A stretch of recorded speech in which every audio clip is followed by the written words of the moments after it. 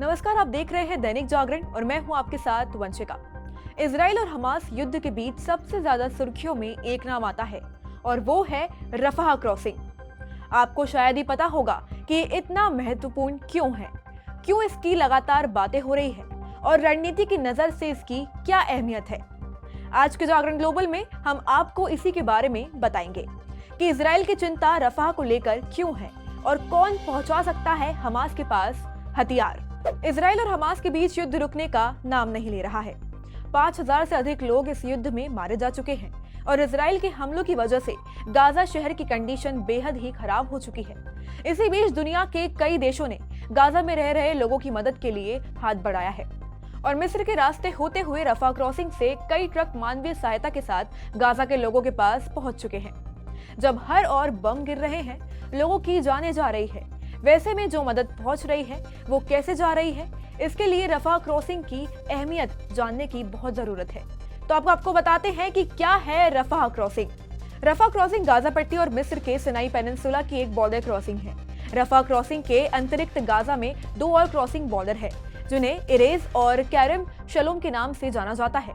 ये दोनों crossing Gaza से इजराइल को जोड़ती है। तस्वीरों में आप देख सकते हैं कि ये किस जगह है और इसके आसपास के इलाके क्या हैं। इस स्ट्रैटेजी के लिए ये जगह कितनी अहम है, गाजा के लिए इतना जरूरी क्यों है रफाह क्रॉसिंग। रफाह क्रॉसिंग के इंपॉर्टेंस को समझने के लिए हमें सबसे पहले गाजा पट्टी के पॉलिटिकल मैप को समझना होगा। अगर आप गाजा पट्टी के मैप को देखें तो गाजा के 2 तरफ इजराइल है और वही तीसरी तरफ समुद्र है। वही दक्षिण में देखा जाए तो गाजा मिस्र के साथ अभी सीमा साझा करता है और यहीं पर रफाह क्रॉसिंग मौजूद है। अगर गाजा में कोई मानवीय सहायता भेजनी है तो इसके लिए एक मात्र रास्ता है, रफाह क्रॉसिंग। अब हम उम्मीद करते हैं कि आपको रफाह क्रॉसिंग के बारे में समझ आ गया होगा। इजराइल रफाह क्रॉसिंग को लेकर इतना चिंतित क्यों रहता है। गाजा पट्टी की वर्तमान स्थिति को देखते हुए अभी तो इजराइल ने रफाह क्रॉसिंग खोलने की मंजूरी दी है, लेकिन इजराइल ऐसा कब तक करता है ये कुछ कहा नहीं जा सकता, क्योंकि रफाह क्रॉसिंग को लेकर इजराइल की चिंता के मुख्य कारण ये है कि कहीं रफाह क्रॉसिंग होते हुए हमास के पास गोला बारूद ना पहुंचाया जाए। अगर ऐसा होता है तो इजराइल के आगे बहुत बड़ी समस्या आ सकती है। कौन पहुंचा सकता है हमास के पास हथियार। जब से इजराइल ने हमास पर अटैक किया है तब से लगभग पूरा मुस्लिम वर्ल्ड इजराइल से नाराज है। ईरान जैसे देशों ने इजराइल को चेतावनी तक दे दी है कि अगर इजराइल ने गाजा को कब्जे में लेने की कोशिश की तो ईरान चुप नहीं बैठेगा।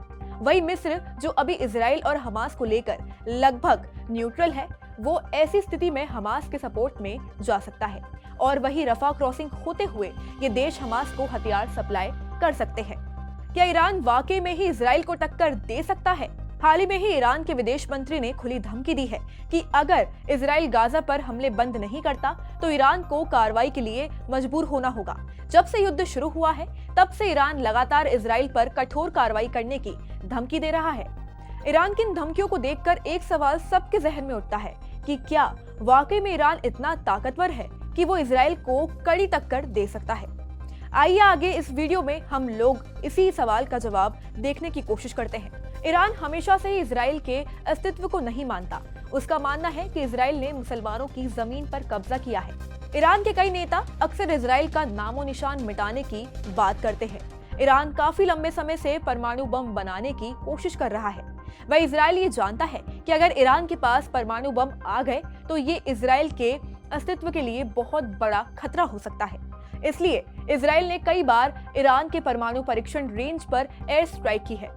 अब बात करते हैं कि अगर इजराइल और ईरान के बीच युद्ध हुआ तो कौन किस पर भारी पड़ेगा।